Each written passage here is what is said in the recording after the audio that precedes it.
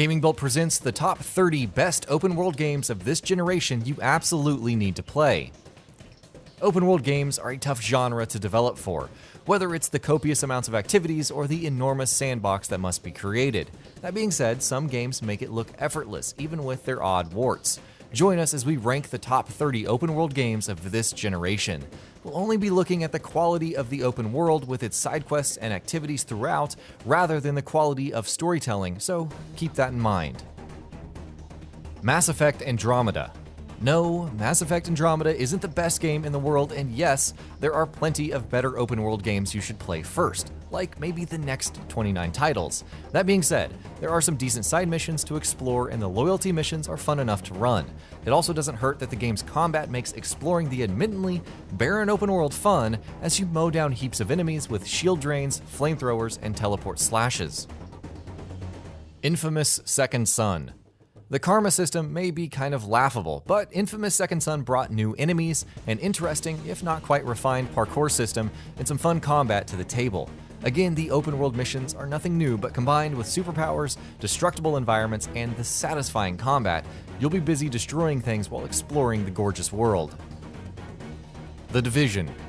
Incorporating more of an action RPG approach to its gameplay, Tom Clancy's The Division is nonetheless full of different activities to undertake.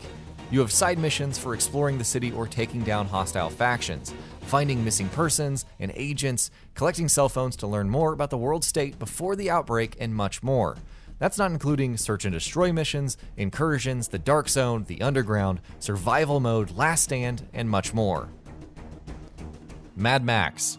How many games feature car combat in a huge open world where you scrap together parts in impromptu skirmishes to upgrade your vehicle when not engaged in Batman Arkham-style brawls?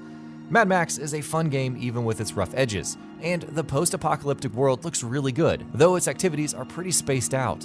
Once you step on the gas and harpoon some baddies though, it won't really matter. Just Cause 3. Taking its brand of destruction even further, Just Cause 3 ups the ante with its scale, selection of vehicles, and potential for mayhem. You're once again encouraged to create as much havoc as possible, but now you're doing it with multiple grappling hooks and new weapons. There are tons of secrets to discover, like a Stargate Easter egg, and challenges to complete. Even if it doesn't quite feel as fresh or complete as Just Cause 2, Just Cause 3 is still a rip-roaring time. Ghost Recon Wildlands. This isn't your dad's Tom Clancy game, or novel for that matter. Ghost Recon Wildlands uses a basic amount of stealth and gadgets to allow for intriguing gameplay, but the real appeal is the open world chaos you can create with friends. Try piloting several gunships at once or go full-on Spec Ops, coordinating your moves and systematically decimating a base with knives and silenced weapons. With weapons, outposts, additional parts, rebel resources to loot, and caravans to attack, not to mention a completely non-linear campaign, there's plenty to keep you busy even if the AI isn't too smart or the missions too inventive. Sniper Elite 4. Unlike its contemporary, Sniper Ghost Warrior 3, Sniper Elite is nice enough to pack large open maps that actually provides variety to how you complete objectives. Maps are more vertical and players can climb up buildings to find better vantage points. The awesome X-ray system returns, as does the satisfying sniping, and there are even night missions to further add to the challenge of sneaking around. Final Fantasy XV. After nearly a year of updates and revamps, Final Fantasy XV's open world is even more enticing than ever. If you're not interested in the time-limited events or DLC though, there are still plenty of quests to undertake, like monster hunts, scavenging, and the odd fetch quest. Your companions and the beautiful locales help make the journey memorable, even as the combat and camera can get a little flaky. Dying Light. Techland's open-world FPS zombie survival title may have had some missteps at launch, but it's evolved into one of the finer open-world experiences out there. If you're not looting supply drops, then you're engaging heaps of zombies in random events or completing challenges. Higher tiers of gear can be crafted, lending a real action RPG style of progression to the action, and that's not even taking into account all of the buggy riding in the following. If you swore off the game because of its bland story, then the open world of Dying Light is definitely worth revisiting. Metal Gear Solid 5: The Phantom Pain. For better or worse, Metal Gear Solid 5 The Phantom Pain had a ton of hype behind it, as it should because it's bringing the series full circle. The story may not have satisfied fans and the open world felt repetitive with its mission design. There's still a great amount of variety to be had within the gameplay. You can choose to outright attack bases, engage in stealth, or get creative in all kinds of wacky ways, which includes Fultoning soldiers and throwing rocket punches. Watch Dogs 2. You know Watch Dogs 2 means business when Ubisoft abandons its famed towers. Jokes aside, the non-linear style of progression in the sequel is aided by a unique set of activities, like infiltrating high-rises using a combination of stealth and hacking to steal what seems to be a high-tech car. With a good cast, variety of mission objectives, and revamped movement and combat, Watch Dogs 2 is a huge improvement over the original.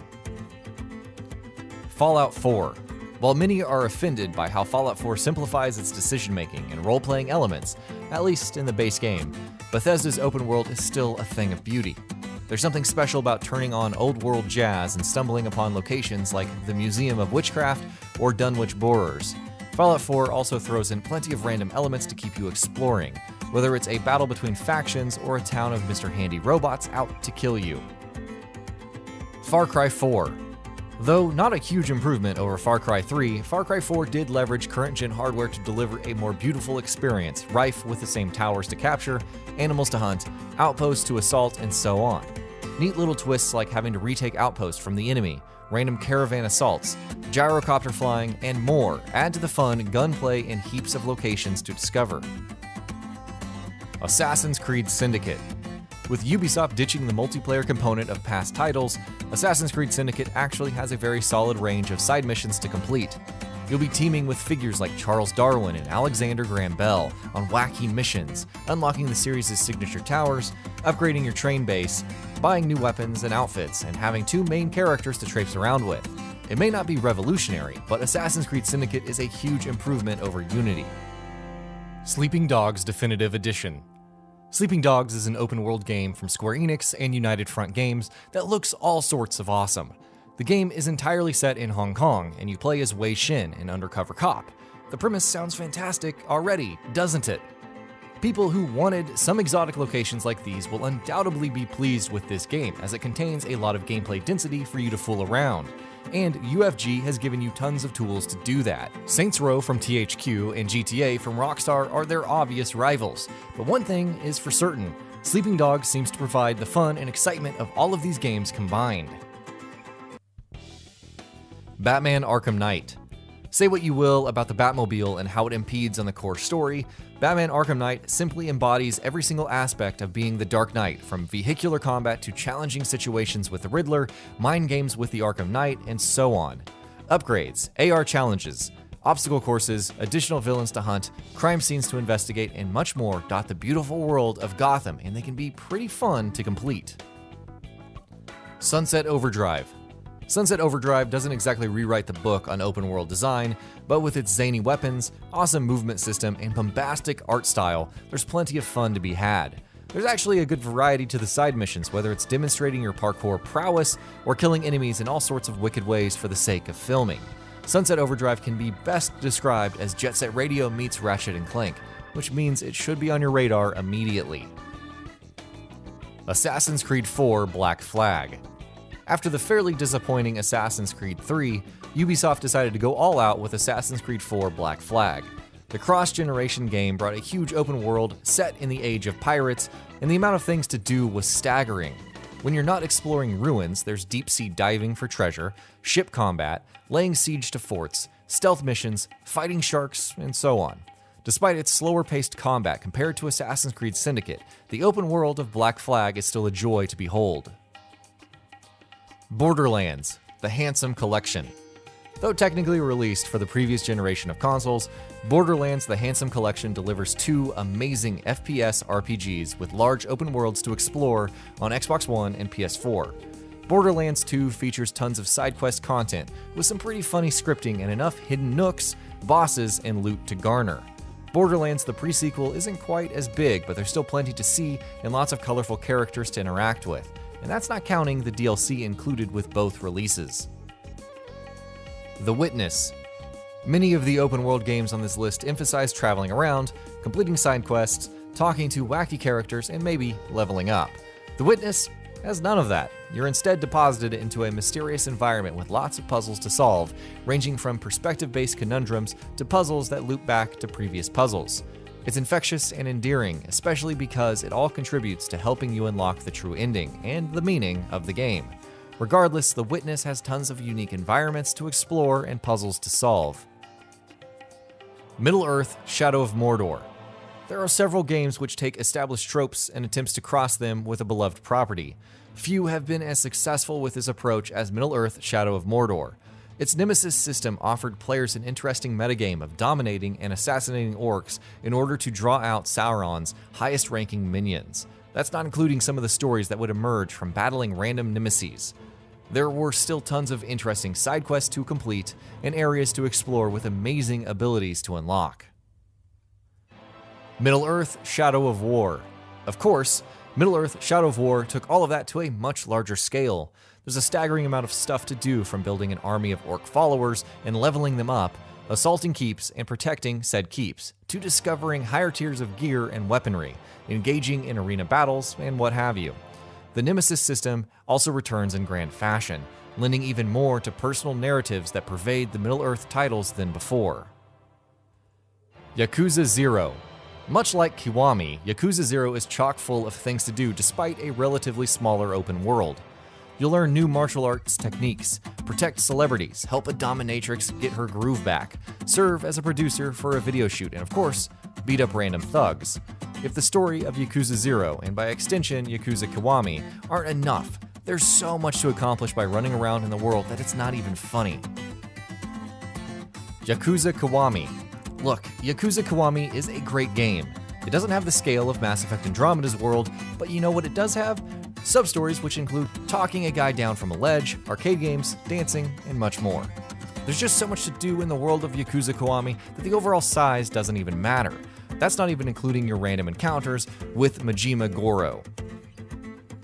Forza Horizon 3. Perhaps the epitome of awesome open-world racing, Forza Horizon 3 is just great, even if you're not a racing enthusiast. The world is rife with street races, championships, and bucket list challenges, not to mention the fun showcase events. You can discover worn-down vehicles and bring them in for refurbishing, expand your festival to different locations, you name it. The lack of fast travel in the opening hours is uncool, but you'll forgive it when driving out in the open world. The Elder Scrolls V Skyrim Special Edition. Perhaps the forefather of massive open worlds filled with dungeons, side quests, missions, and loot. The Elder Scrolls V Skyrim Special Edition marks the game's debut on current-gen consoles. Sure, it's just a prettier version of the base game and its DLC, but Skyrim Special Edition still has tons of handcrafted dungeons to explore, wicked enemies to fight, houses to build, dogs to adopt, and factions to join. Chart your own path and have a blast. Horizon Zero Dawn. For a game that's essentially Killzone developer Guerrilla Games' first open-world effort, Horizon Zero Dawn was executed incredibly well. The open world mixes strong side quest design with cauldrons, wild robots that must be hunted for upgrades, interesting secrets like the Shield Weaver armor, and impressive structures to engage in extensive platforming. It also doesn't hurt that the main story is genuinely interesting and full of mysterious lore to delve into. Grand Theft Auto V. Rockstar's Grand Theft Auto V was a long time coming, and for what was essentially a last-generation title, its attention to detail and epic scope translated over to the current generation incredibly well. Whether it was the addition of first-person perspective and improved textures or the constant free GTA Online updates only available on the Xbox One, PS4, and PC, Grand Theft Auto V's numerous open-world activities, heists, and jobs cement it as one of the best open-world games ever. The Witcher 3 Wild Hunt. The goal of CD Projekt Red with The Witcher 3 Wild Hunt was to make a huge game. Its side quests mostly avoided the standard fetch quest formula, incorporating interesting narrative twists, while the world was dotted with unique points of interest. That's not including the amazing cinematic story, but the sheer number of monster hunts, contracts, scavenger hunts, and side missions were enough to keep players busy for a long, long time. It also doesn't hurt that the game is incredibly gorgeous, whether you're navigating the high seas or assisting an assassination in Novigrad. The Legend of Zelda Breath of the Wild. Hailed as one of the greatest open-world games of all time, The Legend of Zelda Breath of the Wild emphasizes exploration like none of its predecessors. Players can chart their own paths after the initial few shrines, and there's an incredible sense of discovery around every corner because there's usually something interesting around every corner. Towers only serve to uncover the map, rather than outline everything, and the world is full of incredible little details that encourage you to mix up your style of play. Combat is top-notch, even with weapon breakage, and the world as a whole feels so natural and inviting to explore compared to most games in general.